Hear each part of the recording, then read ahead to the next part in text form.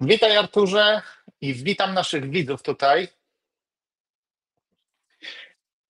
W tym cyklu rozmów, gdzie będziemy rozmawiali, ja nawet nie wiem jak to nazwać, ale ja nazwałem to rozmowy przy sztucznej inteligencji, ale nie ze sztuczną inteligencją, ze względu na to, że my będziemy posiłkowali się pewnymi silnikami sztucznej inteligencji. Na dzień dzisiejszy na razie tylko czatem GPT, ale w przyszłości rozszerzymy to o inne platformy, po to, żeby Wam pokazać, w jaki sposób działa sztuczna inteligencja i w jaki sposób możemy ją wykorzystać do tego, żeby wyszukiwać informacje, którymi chcemy się z Wami podzielić lub które chcemy przeanalizować.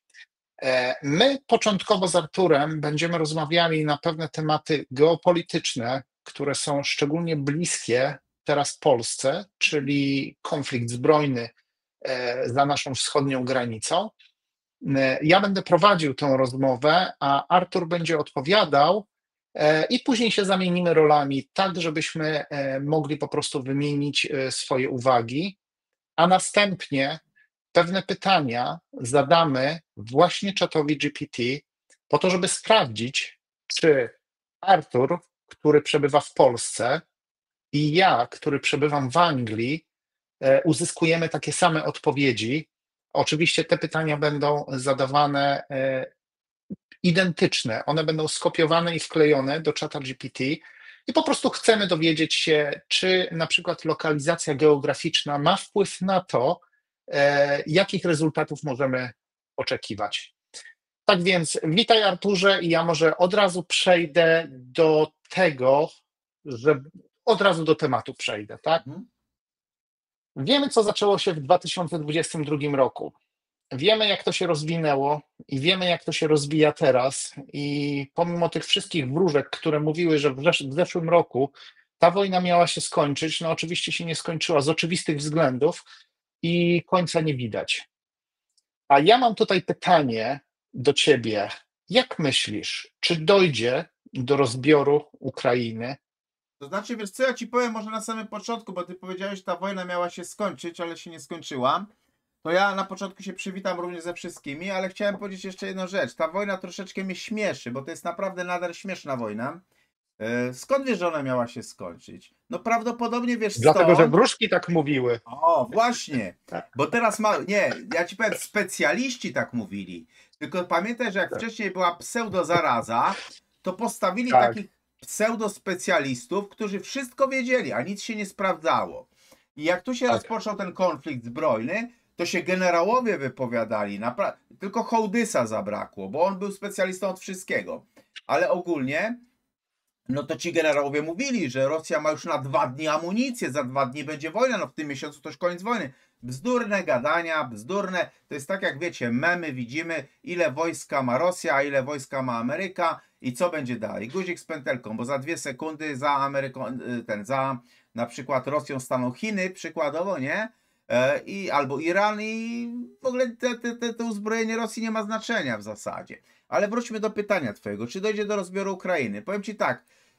Teoretycznie to nie ma żadnych takich, nazwijmy to, wiarygodnych dowodów na to, że ktoś niby chciałby podzielić legalnie Ukrainę, chociaż ja nie ukrywam, że pod skórą czuję, że do tego dojdzie. Niedawno rozmawiałem z kilkoma Ukraińcami i zadałem im bardzo proste pytanie. Zapytałem się, czy wy jesteście na tyle głupi, że wy myślicie, że w tych samych granicach wyjdziecie, co zaczął się ten konflikt, nie? I ci Ukraińcy powiedzieli do mnie bardzo prostą rzecz. Oni powiedzieli, nikt, kto jest przy zdrowych zmysłach, w coś takiego nie wierzy. To nawet oni to powiedzieli. Prawda? Nawet oni to powiedzieli, że oni w to nie wierzą, że te granice zostaną zachowane. A na co liczą Ukraińcy? Na co oni liczą? Jeśli tak czysty, taki po prostu wiesz, taki ludzki odruch, taki rozsądek, na co oni liczą? W Na jaki nic. sposób oni widzą? Na nic. Okej. Mogę ci to powiedzieć otwarcie. Grubo ponad 10 lat temu, zanim ten konflikt się rozpoczął, grubo, gdzieś tak w 2010 roku, ja byłem na Mhm. Ukrainie. Rozmawiałem z wieloma osobami i te osoby, które już wtedy były na Ukrainie, one mówiły do mnie coś takiego, że słuchaj Artur, historia kołem się toczy. I tak jak kiedyś Krym był turecki, tak Krym będzie turecki. Ja wtedy patrzyłem na nich tak trochę dziwnie, różnie, bo mówiłem, no nie wiem, głupoty gadają albo i nie gadają. Ale oni sami powiedzieli mi wówczas, oni sami mi powiedzieli, ten kraj funkcjonuje i istnieje i oddycha tylko dlatego, że masa ludzi stąd, zwłaszcza mężczyzn, wyjechało, pracuje gdzieś za granicą i przesyła dolary tym ludziom, którzy tu mieszkają. I tylko dlatego ten kraj funkcjonuje. Ogólnie. I kiedy zadałeś mi pytanie, na co oni liczą, to ci odpowiem bardzo prosto, Sławku, na nic. Czy ty myślisz, że jak ta wojna się skończy, to oni wrócą do ciebie? W życiu. W życiu. Po co mają tam Wiesz, co wracać? mnie zastanawia? Po co Wiesz, oni co tam mnie mają wracać? zastanawia? Mnie zastanawia bardzo mocno to, że USA podpisało z Ukrainą umowę o tych metalach ziem rzadkich. No. I teraz, skoro podpisali, to była wieloset miliardowa umowa, która stanowiła o tym, że Ukraina udostępnia złoża naturalne korporacjom amerykańskim. Dlaczego teraz żadna amerykańska korporacja nie wchodzi na ukraińską ziemię i dlaczego nie wysyła się tam armii po to, żeby zabezpieczyć te tereny, które miałyby być eksploatowane? Ja tego nie rozumiem, naprawdę. I ja powiem szczerze, starałem się po prostu wywnioskować, o co tutaj chodzi. Ja nawet tutaj z ludźmi, z Anglikami rozmawiałem, oni też mają bardzo ciekawą opinię i zapatrywanie na ten temat, a oni są bardzo blisko z Ameryką i znają Amerykanów bardzo dobrze, można powiedzieć, jak zły szeląg. Także do tego też dojdziemy, ale jak myślisz? Dlaczego to podpisanie Ukrainy z USA po prostu nie zmieniło niczego? Był to tylko fake jakiś? Było to tylko pokazówka dla opinii publicznej? Czy coś za tym stało jeszcze? Jak Poczekajmy, myślisz, ja ci Artur? powiem uczciwie, Sławek. Poczekajmy. Jest takie bardzo fajne powiedzenie Konfucjusza z Chin. On powiedział kiedyś coś takiego. Czekaj cierpliwie nad brzegiem rzeki, aż woda przyniesie ciało twojego wroga. No nie? I dlaczego ja o tym mówię? Gdyby to był konflikt tylko i wyłącznie między Rosją a Ukrainą, to Amerykanie już dawno by się tam znaleźli. Ale Amerykanie doskonale zdają sobie sprawę, że to nie jest konflikt między Rosją a Ukrainą. I za Rosją stoi Iran, za Rosją stoją Chiny. Więc Wiesz co? Dobrze. to jest pierwsza Tutaj rzecz. To musimy jest poruszyć pierwsza jeszcze rzecz. temat państw BRICS, ale dobra, to będzie następny temat. Okej. Więc to jest pierwsza rzecz, ale jeszcze zwróć uwagę na inną rzecz. Zwróć uwagę na konstytucję Ukrainy i w ogóle na te rozmaite legalne ograniczenia, bo konstytucja Ukrainy jest naprawdę bardzo ciekawa, jak sobie zaczniemy grzebać, bo tak jak już pierwsze pytanie było, czy dojdzie w ogóle do rozbioru Ukrainy. Konstytucja Ukrainy mówi w ogóle, że jeżeli Ukraina miałaby oddać ziemię jakieś, to musiałoby to być wolą narodu, tak? Czyli naród musiałby się zgodzić. Powszechne głosowanie jakieś, tak? Jakieś głosowanie zrobimy, przegłosują, oddajemy Donbas, nie ma sprawy. I na przykład Załęski tym się zastawia, że on nie może na coś takiego się zgodzić, bo to musi być wola narodu, tak? To jest pewien sposób manipulacji Załęskiego. A drugi sposób manipulacji Załęskiego, przecież jego kadencja już dawno się skończyła. A Tak. konstytucja Ale jest stan Ukrainy... wojenny, ale jest stan wojenny i została przedłużona. To tak samo jak w Ale na każdym jakiej innym podstawie? państwie jest, nie? Ale Sławek, ale na jakiej podstawie? Konstytucja Ukrainy nie przewiduje przedłużenia kadencji prezydenta nawet w przypadku stanu wojennego. Konstytucja Ukrainy przewiduje przedłużenie działalności parlamentu. Ale wszelkie decyzje Załęskiego są bezprawne. Nie ma możliwości prawnej, nawet w obliczu stanu wojennego, przedłużenia I teraz na przykład I to Trump, wyjaśnia bardzo wiele. no i właśnie, i teraz Trump na przykład Dlatego, mówi, że żadna strona nie chce uczestniczyć w rozmowach, dlatego że wszystkie te umowy będą po prostu bezprawne, no tak? oczywiście, ale to wszystko wiemy, tylko że jeżeli chodzi o przypadek, załóżmy, nie wiem, Unii Europejskiej w postaci Niemiec, czy Francji, czy Stanów Zjednoczonych, to są grubi partnerzy, oni sobie to po wojnie rozegrają. Będzie kwestia siły i oni sobie to rozegrają. Ale taka Polska durna, na przykład Ukraina mówi, że chcemy u was zaciągnąć pożyczkę. I tą pożyczkę, załóżmy hipotetycznie, podpisze Załęski. Ale on prawnie nie jest prezydentem. Więc pożyczka Rozumiem. zostanie udzielona, pożyczka zostanie udzielona, a oni powiedzą, masz dwie możliwości. Ukraina wojnę przegra i przestanie istnieć. Pożyczka nie zostanie spłacona. Ukraina zostanie w jakimś tam, nazwijmy to, obszarze działań, zminimalizowana, ale zostanie. Zawsze można powiedzieć, sorry, ten gościu według prawa nie był prezydentem. Umowa jest nieważna, tak? Można tak zrobić, oczywiście, że można. To I jest, wiesz, to nie więc chcę tutaj konstytucja, spekulować, ale no ale nie, ja może. tylko przedstawiam, wiesz, Sławek, ja tylko przedstawiam fakty z Mhm. zakresu prawodawstwa, prawda? I pokazuję na pewne zagrożenia, które gdzieś tam mogą uczestniczyć. Dlatego jeszcze wrócę do tego tematu jednego, bo ja podskórnie czuję, że myśmy to już kiedyś rozmawiali, nawet z Zygim, pamiętam, żeśmy rozmawiali, ja poruszyłem ten temat, że ja podskórnie czuję, że nastąpi rozbiór Ukrainy, tylko być może w inny sposób. Oczywiście ta część, która by do Rosji miała należeć, ona będzie należeć, natomiast pozostała część może zostać jakoś rozparcelowana w jakiś inny sposób. Być może będzie to fikcyjnie Ukraina, ale zarządzana, nie wiem, przez jakieś państwa sąsiednie albo w jakiś inny sposób to może być zrobione, prawda? Ja podskórnie czuję, że to tak to będzie funkcjonować i wszelkie, wydaje mi się, te posunięcia Ukrainy w mojej ocenie na to wskazują, bo oni idą pełną parą, oni się nie liczą z nikim i z niczym. Oni się zachowują na dzień dzisiejszy ze swoimi roszczeniami, ze swoimi krzyczeniem na cały świat, że im się wszystko należy. Oni się zachowują jak taki, wiesz, wilk, który został złapany we wnyki. A wilk, który został złapany we wnyki, urwie sobie łapę, żeby uciec. Jeżeli wiesz o czym mówię, Wiem, o czym mówisz, to, tylko to, to, również, zastanawiam to, się, również, Artur, to również wiesz. zrozumiesz te słowa Mhm, tego członka Platformy mhm. Obywatelskiej, który przed wyborami Trzaskowskiego powiedział, cóż szkodzi obiecać, nie?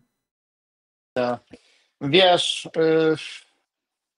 moja opinia na ten temat jest taka, że Ukraina niestety, ale zaciąga coraz więcej długów i bardzo szybko dojdzie do momentu, w którym te długi przerosną całą wartość tego, co zostało z Ukrainy.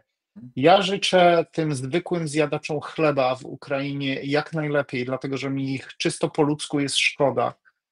I naprawdę, no, oby przetrwali i oby wszystko było dobrze, ale to nie idzie w dobrym kierunku. I teraz tak, ja wrócę do tego pytania, Mhm. znowu te podpisanie tej umowy z USA.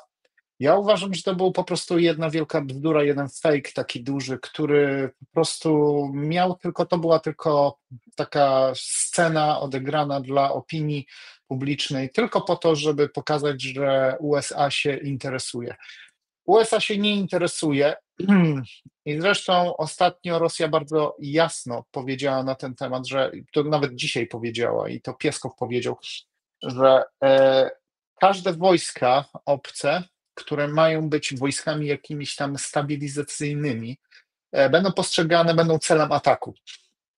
I wszystko na temat, nieważne, czy to będą wojska natowskie, czy jakieś inne, wszystkie wojska obce spoza Ukrainy, które się znajdą tam, po prostu będą celem ataku. To mówi samo za siebie.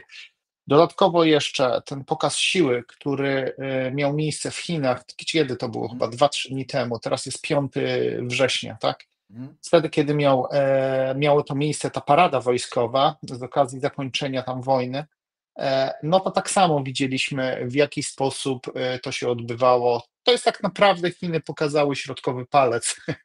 Ameryce i pokazały, że my się was nie boimy. Tak naprawdę my doganiamy was, czy tego chcecie, czy nie, my was doganiamy. A skoro oni się tak bardzo obnoszą ze swoją technologią, to znaczy, że oni pokazali technologię, która już doszła do masowej produkcji, a nie wiadomo jeszcze, co mają w zanadrzu, co No, zgadza rozwijają, się. jakie projekty opracowują. I dlatego też po prostu ja widzę, że to idzie w takim kierunku, że Ameryka tak naprawdę traci numer jeden na świecie i jedyne, co Ameryka teraz może robić, to po prostu albo handlować technologią wojskową, co będzie bardzo niekorzystne dla Ameryki, dlatego że jeżeli oni to zrobią, to jest tylko kwestia czasu i to bardzo niedługiego czasu, kiedy inne państwa zaczną rozwijać tą technologię i ta technologia zostanie użyta przeciwko Ameryce. Oni nie mogą na coś takiego pozwolić. Czyli drugą opcją będzie rozpętać jakiś konflikt i po prostu kontrolować go. Ja odnoszę wrażenie, że to w ten sposób teraz się odbywa, żeby po prostu nie dać przewagi ani jednej, ani drugiej stronie, z tym, że no niestety, ale Ameryka nie wzięła pod uwagę tego, że Rosja zjednoczy się z Chinami i że oni są tak mocno ze sobą powiązani. No i dodatkowo jeszcze są inne państwa BRICS, które też do tego dołączają. Iran jest jednym z nich, Argentyna tam też niedawno dołączyła, nie? RPA wiadomo, Indie tak naprawdę mają na pieńku trochę z Chinami, no ale po prostu widać ewidentnie, że czym bardziej Zachód pomaga, czym bardziej upiera się, tym bardziej tamte państwa się jednoczą. I tu dochodzimy do kolejnego tematu, Ale jeszcze którego tak naprawdę nie mamy na pozwól, że ci liście. wejdę, pozwól, Dobrze. że ci wejdę w słowo do tego tematu, bo cała kwestia BRICS-u rozpoczęła się od kwestii petrodolara też troszeczkę, nie? I kwestia, że petrodolar został Przeciwwagi dla zachodniej siły finansowej i to tak, dlatego ale się to zaczęło zostało tak naprawdę. wprowadzone do ochrony ropy naftowej w Arabii Saudyjskiej, a do BRICS-u wchodzi Arabia Saudyjska. To jest oddzielna sprawa, Też więc tak. Arabia Saudyjska stwierdziła, że ona nie potrzebuje już dolara. I tyle. Pamiętaj też, że wszyscy, którzy powiedzieli, że przywrócą złoto i srebro jako monety, a nie po prostu dolary, które zostały nadrukowane. Zabezpieczenie walut, tak. Czyli weźmy sobie Libię, weźmy sobie Irak, to przywódcy tych państw, którzy to ogłosili, oni oficjalnie w dziwnych okolicznościach gdzieś tam zostali zabici. Ale jeszcze chcę parę słów powiedzieć, wiesz, do tej umowy o metalach ziem rzadkich, bo ona niby istnieje, tylko że ona teoretycznie, znaczy praktycznie ona nie została w ogóle sfinalizowana, zacznijmy od tego, nie? Ta umowa, bo przecież w lutym 2000... No ale Trump się chwalił przecież, że podpisali, nie? Zeleński tak samo, nie? Dobrze, tylko wiesz, w lutym 2025 roku oczywiście była przedstawiona ta koncepcja tej umowy, która dawałaby niby Stanom Zjednoczonym nawet 50% tych udziałów w tych ukraińskich różnych surowcach strategicznych i to miała być niby rekompensata za tę dotychczasową pomoc i przyszłą pomoc i tak dalej. Oczywiście Załęski zablokował ten dokument i tłumaczył wtedy, że nie zawiera on wystarczających gwarancji bezpieczeństwa, nie ma tej militarnej obrony Ukrainy i tak dalej. Potem w kwietniu 2025 roku podpisano memorandum o współpracy gospodarczej. To jest też ciekawe. Ty zadałeś pytanie, dlaczego ta umowa nie przełożyła się na obronę Ukrainy, tak? Po pierwsze, tam był brak powiązania z gwarancjami bezpieczeństwa, no bo i Załęski, i te władze Ukrainy uznały, że bez formalnych zobowiązań Stanów Zjednoczonych do obrony ta umowa, która jest sama w sobie gospodarcza, nie zapewnia w ogóle ochrony przed tą rosyjską agresją, to po pierwsze. Niektórzy twierdzili, że to była po prostu taka jakby kolonialna oferta, nie? Bo i takie padały też kwestie. No i druga, znaczy i kolejna sprawa, to pozostaje jedno pytanie, powiem. Bo to pytanie siedzi ciągle w mojej głowie. Czy istniał w ogóle ten kontrakt za wiele setek miliardów dolarów, tak? Bo niektórzy twierdzą, że tam była, ten kontrakt miał mieć niby wartość 500 miliardów dolarów, Tak. ale tak naprawdę to pochodzi tylko i wyłącznie z wypowiedzi Trumpa i mediów. Nigdy nikt żadnych oficjalnych dokumentów nie pokazał. Szczerze mówiąc, były to takie propozycje warunkowe, bardziej propozycje warunkowe niż jakieś oficjalnie zatwierdzone kontrakty, tak? I pomimo tego, że to były pewne oferty, to Ukraina i tak ich nie przyjęła. Nie podpisano też żadnej umowy. To też należy o tym pamiętać. Dlatego ja uważam, że to było tylko na cele opinii publicznej i tak naprawdę tam chodzi o coś całkiem innego. No, ja tutaj mogę spekulować, ale dla mnie najbardziej wiarygodnym źródłem informacji to jest Wojciech Sumliński razem z Tomaszem Budzyńskim, którzy bardzo pięknie analizują i przedstawiają pewne rzeczy i nie można zaprzeczyć logiki i nie można zaprzeczyć tego, co oni tam mówią.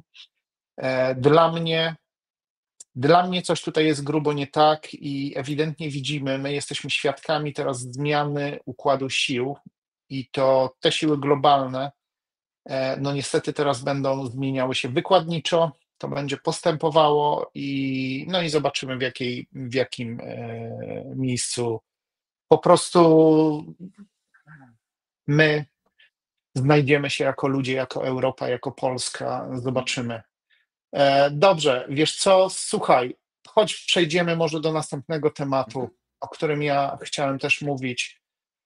E, Słyszałem tutaj od Anglików, którzy mówią i znają Amerykanów bardzo dobrze. Oni powiedzieli coś takiego, i to jest dokładnie to, co przemknęło mi przez myśl, że tak naprawdę Ameryka stara się osłabić Europę możliwie najbardziej, po to, żeby Europę rzucić na kolana, no a później oczywiście zjawić się jako zbawiciel, jako bohater narodowy, czy tam kontynentalny, który znowu w jakiś sposób Europę wybawi. Tak jak to miało miejsce w czasie I wojny światowej, nie oszukujmy się, i tak jak to miało miejsce w czasie II wojny światowej. Tylko ja tutaj muszę dodać jeszcze swoje 5 groszy. Dlatego, że o ile Anglicy tutaj twierdzą, że Ameryka uratowała w czasie II wojny światowej Europę, no to ja bym sprecyzował, że tak naprawdę Ameryka uratowała 2 państwa, Francję i Anglię, a wszystkie inne państwa zostały, na pewno Europa Wschodnia została rzucona na pożarcie Stalinowi, prawda? I czy teraz coś takiego samego będzie miało miejsce? Tego nie wiem, ale wiesz co, podyskutujmy na ten temat. Jak myślisz, czy Ameryka dąży do osłabienia Europy po to, żeby później zjawić się jako zbawiciel? Wiesz co, ci powiem tak uczciwie, Sławek, taką jedną rzecz. Ameryka nie musi upokarzać Europy, Europa już sama w sobie się plugawi. Chodzi mi o Unię Europejską. Sama w sobie się plugawi, bo ta cała zielona energia, te procesy, które prowadziły do tego, że o te paliwa kopalniane i tak dalej, Europa sama się wykończy, bo będzie negować węgiel, a Chiny się z tego śmieją ogólnie, tak? Chiny i Stany Zjednoczone się z tego śmieją. Poza tym ewidentnie to widać, w jakim to kierunku idzie. To jest takie bardzo ciekawe pytanie, bo ono dotyka i sfery geopolityki, i strategii USA wobec Europy, bo Europa niby miała powstać na podobieństwo Stanów Zjednoczonych, miała być Stany Zjednoczone Europy, prawda? Oraz tego w ogóle, jak się tak naprawdę buduje tą narrację zbawcy, albo jakiegoś, bym powiedział, protektora, prawda? Ja bym chciał Ci pokazać takich, bo myślałem nad tym tematem i chciałbym Ci przedstawić kilka takich perspektyw, które no, wielu ekspertów porusza w różnych tam debatach. Wiesz, Stany Zjednoczone mają nakładzione do łbów, że oni mają wyzwalać cały świat, prawda? Oni są od zbawiania całego świata, nie? No i od czasów II wojny światowej oni utrzymują dosyć silną obecność w Europie, głównie praktycznie przez NATO, oczywiście. Tutaj chodzi o tą równowagę sił między Rosją czy wcześniejszym ZSRR, ale ogólnie Ameryka bardzo często podkreślała, że to bezpieczeństwo Europy jest praktycznie równoznaczne z bezpieczeństwem Stanów Zjednoczonych, bo ten upadek NATO wystawiłby tak naprawdę Stany Zjednoczone na takie bezpośrednie zagrożenie, prawda? Krytycy w ogóle, którzy No ale czekaj chwileczkę, ale coś się teraz zmieniło, dlatego że Amerykanie wycofują się z Europy i to daje dużo do myślenia. No i Oczywiście, że się wycofują z Europy, dlatego że widzisz, to wszystko jest związane z kosztami i z objęciem całości sytuacji. Dlaczego się wycofują? Dlatego, że Chiny stają się dosyć potężniejsze, tak? I oni bardziej zaczynają się skupiać na Pacyfiku i na innych częściach. Poniekąd uważam, że słusznie, bo Europa stała się bardzo leniwa i pazerna i Europa wychodzi z założenia ogólnie, że nic nie robiła, tylko liczyła, że Stany Zjednoczone będą ich zawsze brali, bronili. A tak naprawdę Europa powinna bronić Europę. niestety, ale tak jest. Tak, Taka jest niestety, prawda, ale tak jest, dlatego tak. Więc wiesz, no Mhm.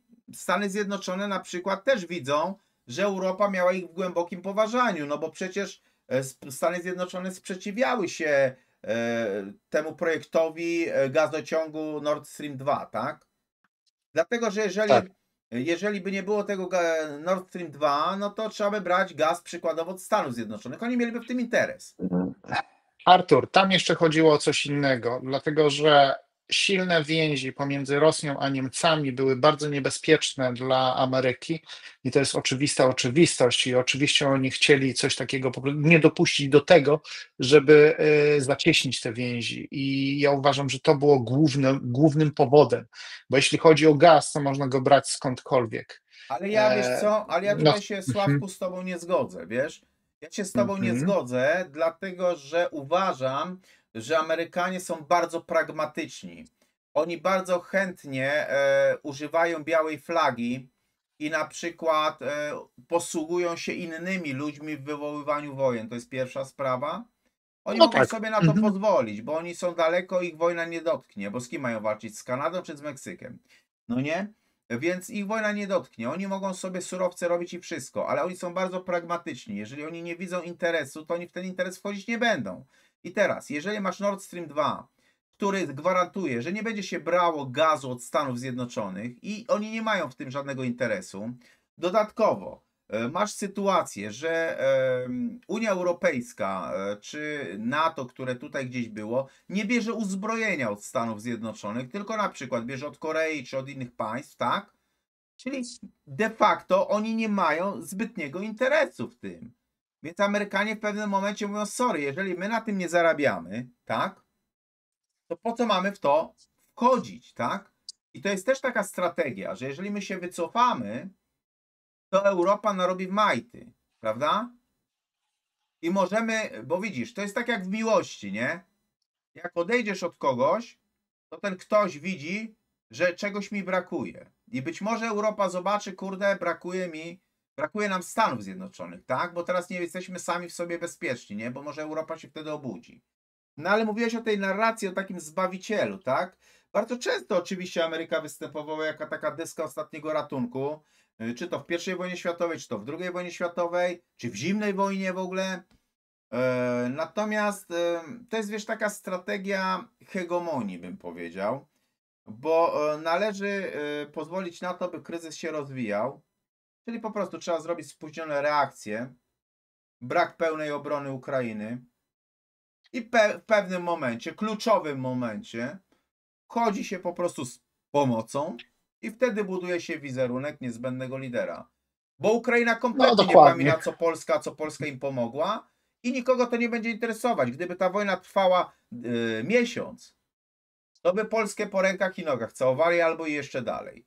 Ale jeżeli ta wojna trwać będzie 10 lat, to nikogo nie będzie interesować, co ty zrobiłeś w pierwszym miesiącu.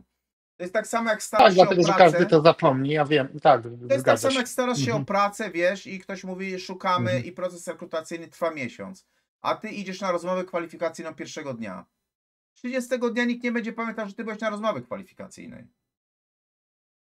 Przewinęło się tyle kandydatów, rozumiem. Słuchaj, wiesz co, jeśli chodzi o ten gaz, o tą umowę, możesz mieć rację, jednakże z punktu widzenia strategicznego ja chyba będę się upierał tutaj przy tym, że tutaj chodziło o to, dlatego że wiemy, co miało inaczej. Wiemy, jak Niemcy bardzo pomogły paradoksalnie, po II wojnie światowej Rosji rozwinąć wszystkie te technologie, choćby do tłoczenia, do wydobywania gazu czy ropy naftowej.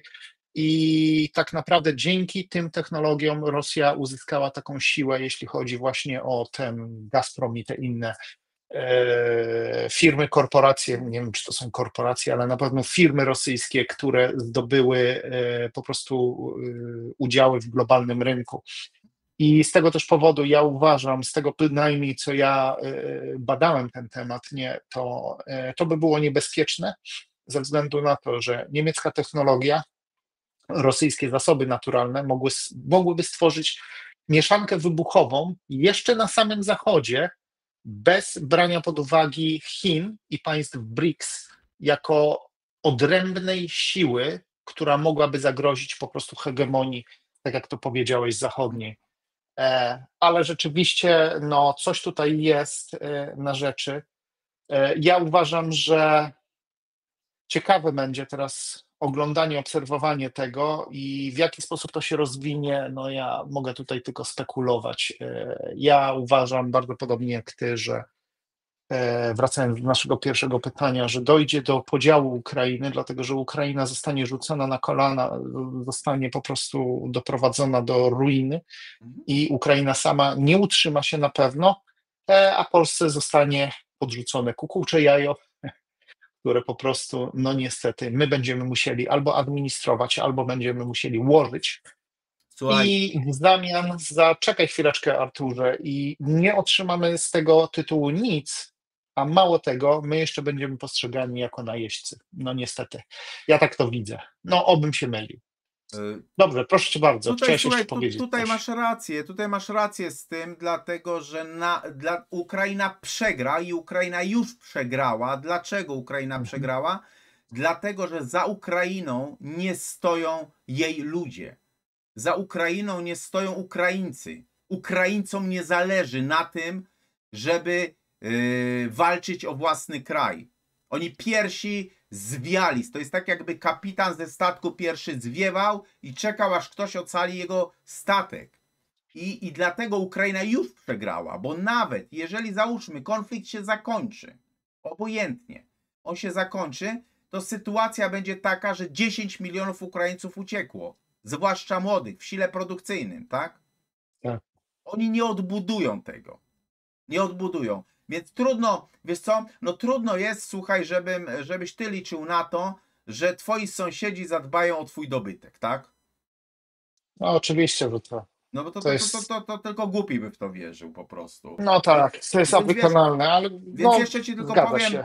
jeszcze ci tylko powiem, a za chwilę przejdziemy do innych kwestii ciekawych, to ci wytłumaczę troszeczkę dalej, dlaczego tak to wygląda, moim zdaniem, i dlaczego jest takie moje postrzeganie, że nawet Ukraińcy nie wierzą w to, żeby wygrali. Oni kompletnie w to nie wierzą.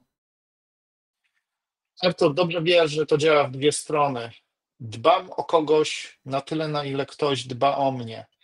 I jeżeli to jest tylko w jedną stronę, tak jak na przykład państwa, tam mnie akurat drażni to powiedzenie, nie pytaj, co państwo zrobi dla ciebie, tylko to, co ty dla państwa możesz zrobić, no to nie do końca jest takie, dlatego że ja uważam, że na przykład Polska bez Polaków nie istnieje, ale Polacy bez Polski tak. No to tak, I istnieliśmy już 123 lata, tak istnieliśmy bez Polski i przetrwaliśmy. a Słowacy Natomiast, istnieli 1000 lat. mhm, no proszę Słowacja była bardzo. zawsze północnymi Mhm. Węgrami albo wschodnimi Czechami.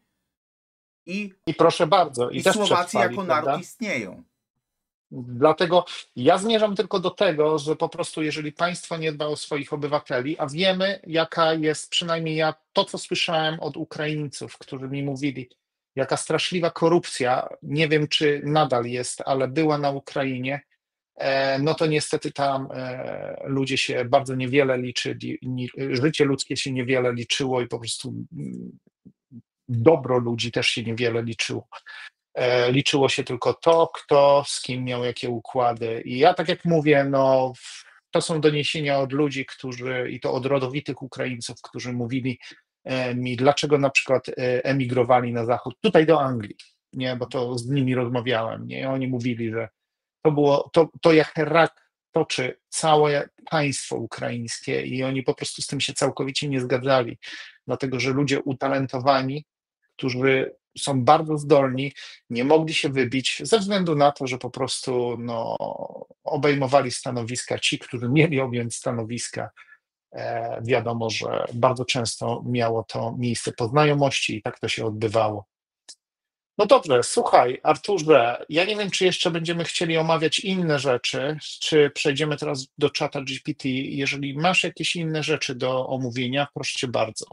Znaczy wiesz co, ja ci chciałem tylko dokończyć tą kwestię, bo rozmawialiśmy kiedyś na temat właśnie kwestii pracy i Ukraińców w Polsce i tego. I to myślę, ten punkt jeszcze wziąłby, Dobrze, proszę on bardzo. by, proszę ciebie, wyjaśnił kwestię, dlaczego Ukraińcy nie wierzą w to i nie liczą. Ja ci powiem coś takiego. Mhm. Manipulacja, o której się słyszy, powoli mnie zaczyna przerażać. Bo to, co się w ostatnim tygodniu stało, jak robili przykładowo wywiady z prezydentem Andrzejem Dudą, który już nie jest prezydentem, to nagle, jak on nie przestał być prezydentem, to mu się język rozwiązał, tak? I nagle prezydent Duda zaczyna mówić, że on doskonale wiedział, że to nie była rakieta rosyjska w przewodowie, ale oczywiście Załęski kazał mu tłumaczyć i kłamać naród polski, że to była rosyjska rakieta, bo w ten sposób chciał wciągnąć Polskę w wojnę z Rosją. I Andrzej Duda się do tego publicznie przyznaje, tak? I on to mówi. To jest szok. To jest szok, bo ja pamiętam, jak on stał, jak strugał wariata w telewizji i mówił, że on się zastanawia nad artykułem 5 tamtej umowy NATO i tak dalej, że mają ruszyć na Rosję. I on to publicznie mówił w telewizji. A teraz jak przestał być prezydentem, to nagle się okazuje, że wiesz, że sytuacja jest taka, że to było kompletnie co innego i on o tym wiedział. Bo gdyby nie wiedział, ale on oficjalnie mówi, że on o tym wiedział. I teraz kolejna sprawa. Coś ci chciałem powiedzieć. Chciałem ci powiedzieć to, co drugie, co się pojawiło, co jest szokujące w Polsce ostatnimi czasy. To jedna ze stacji sondażowych pokazała bardzo prosto, że sondaż na początku tego konfliktu był kłamstwem. Bo według sondażu wychodziło, że Ukraińcy kompletnie Polaków nie wierzą, kompletnie Polaków mają w 4 literach, kompletnie, ale tego sondażu nie pokazano, bo to by zburzyło obiekt ten. Sam fakt, gdzie w tej chwili powtarza się kłamstwa i kłamstwa mówią ciągle i nazywają tych ludzi gośćmi. I politycy mówią nasi goście. To nie są nasi goście. Sławek, jak ty byś się czuł, jak ja bym był twoim gościem, bym przyszedł do ciebie do domu, a potem bym powiedział, ty stary, fajnie tu masz, zostanę na stałe. No chyba by cię I poniosło. mało gość tego, tego ty nie będziesz zrobi. łożył na moje utrzymanie, ty będziesz dawał mi wszystko to, co ja chcę, a jak nie, to wtedy się pogniewam na ciebie, tak? Dodatkowo, bzdurnie się kłamie, że to są goście. To jest pierwsze kłamstwo. Nie są żadni goście, bo gość po 3 dniach śmierdzi, jak ryba. To jest po pierwsze. Stare przysłowie prawdę mówi. Druga kwestia, która jest, jeżeli się nie kłamie, że to są goście, no to się kłamie, że to są uchodźcy. Bezczelne kłamstwo. Żaden z nich nie jest uchodźcą, bo uchodźca według prawa ma zakaz podejmowania pracy, a po drugie ma nakaz po ustaniu konfliktu powrotu do swojego kraju. Żaden z nich nie ma statusu uchodźcy, a zatem żaden z nich nie jest uchodźcą. Jest to bezczelne kłamstwo kolejne, które robią politycy. Co więcej, chciałbym ci powiedzieć kilka innych rzeczy. Ja na przykład w tamtym roku szukałem pracy, wiesz? I wyobraź sobie... Tak, rozmawialiśmy prywatnie na ten temat, ale myśmy powiedz jeszcze rozmawiali raz, prywatnie oczywiście. na ten temat. I coś, co mnie zszokowało, to się nagle okazuje, że na stanowiskach rekruterów w wielu korporacjach są Ukraińcy. A gwarantuję ci, że Ukrainiec szybciej w Polsce murzyna zatrudni niż Polaka. To ci gwarantuję na 200%. Ciekawe to jest, prawda? Bo tam będzie mógł wykazywać, że jest kimś innym, kimś lepszym. Natomiast wiesz, powiem ci coś takiego. To jest przerażające, bo teraz jeżeli się zastanowisz, to na stanowiskach rekruterów albo w ogóle są firmy rekrutacyjne w Polsce założone przez Ukraińców, którzy ściągają Kolumbijczyków, którzy ściągają Ukraińców, a teraz nagle pojawiła się w Polsce oferta, że firma ukraińska chce kupić całą kopalnię. No przepraszam ciebie bardzo, jeżeli Polska jest w Unii Europejskiej i my mamy nakaz zamykania kopalń, a tą kopalnię chce przejąć firma ukraińska, no to chyba nie chcesz mi powiedzieć, że firma ukraińska przejmie kopalnię i będzie zatrudniać górników z Polski. Nie, z Donbasu, bo Donbas przestanie być ukraiński. Oczywiście, że tak. To każdy Mało zdrowo tego, myślący, wiesz, jeszcze... to każdy zdrowo myślący człowiek weźmie to po prostu zrozumie i załapie się. Niestety Polacy są na tyle głupim narodem. Józef Piłsudski powiedział kiedyś bardzo mądre słowa o Polakach, bo powiedział naród, tylko nie będę bluzgał, żeby nas nie wycięli, więc on powiedział naród wspaniały, tylko ludzie, i tu powiedział słowo odnośnie pani lekkich obyczajów. Wiesz, ja ci powiem coś takiego.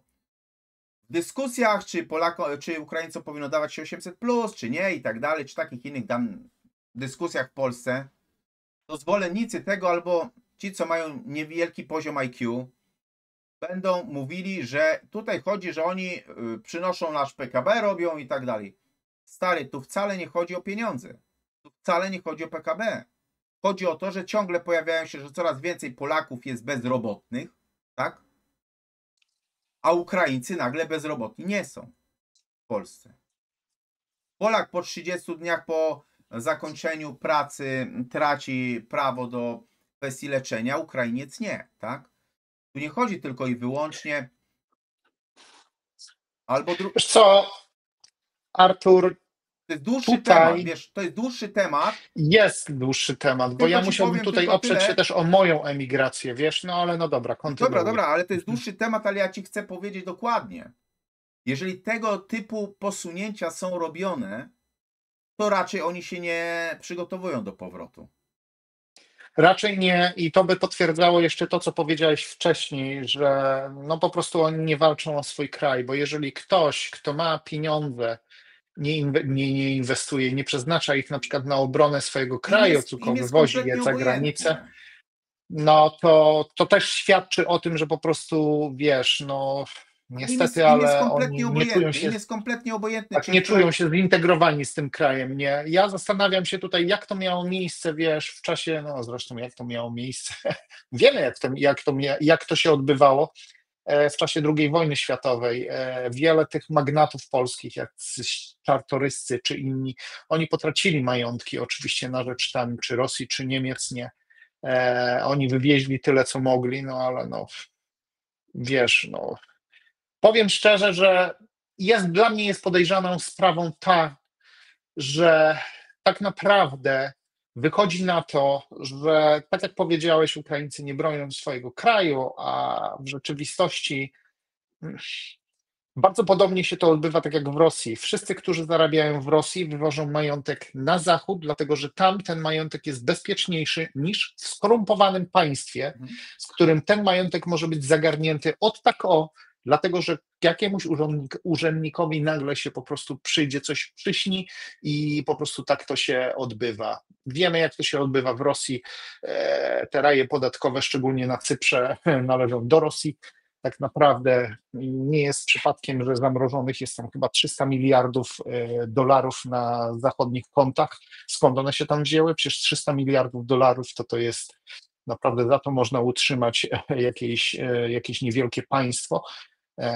No skąd to się tam wzięło, wiadomo, zostało wywiezione. Dlaczego? Dlatego, że ci wszyscy magnaci finansowi boją się trzymać pieniądze w tym swoim kraju macierzystym. Dlaczego? Dlatego, że mogą one zostać skonfiskowane w imię jakichś tam wyższych celów. Także to by się zgadzało. No dobrze, słuchaj, wiesz co? Chodź może teraz przejdziemy już do tego czatu GPT.